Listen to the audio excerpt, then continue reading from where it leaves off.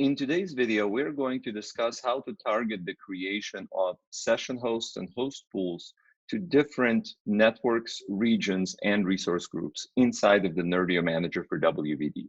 So by default, when you install the Nerdio Manager for WVD, you select the network and the resource group you want to use.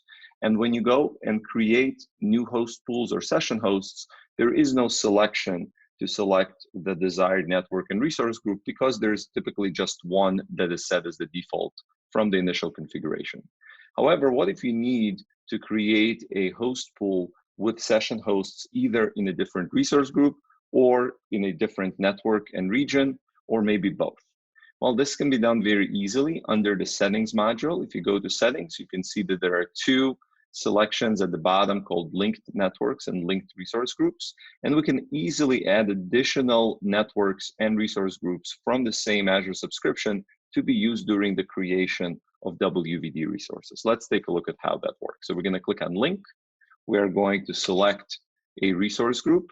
We're going to select a network and a subnet and click OK.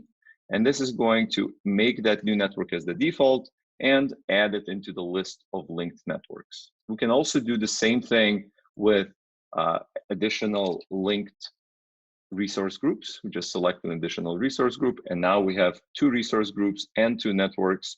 And there, as you can see, one is in West US 2 and the other one is in North Central. Obviously, the networking for these networks has to be pre-configured from the beginning so that there is connectivity from those networks to the Active Directory and file share locations. But now, once we have these two items added, if we go into our production tenant and we click on Add Dynamic Host Pool, what you'll notice is we have two new selections. They are the resource group and network. The defaults are selected, but we can select any other option that's available to us.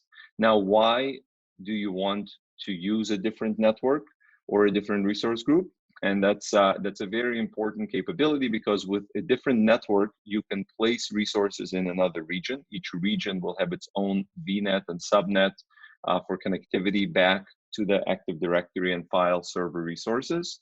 And the reason you may want to use different resource groups is for two possible reasons. One is for organization, so you can keep resources that are kind of related together in different host pools in separate resource groups, just keep things better organized inside of the Azure subscription, or it could be due to the fact that there are some limits as to the number of resources, the number of objects that can be created in a single resource group.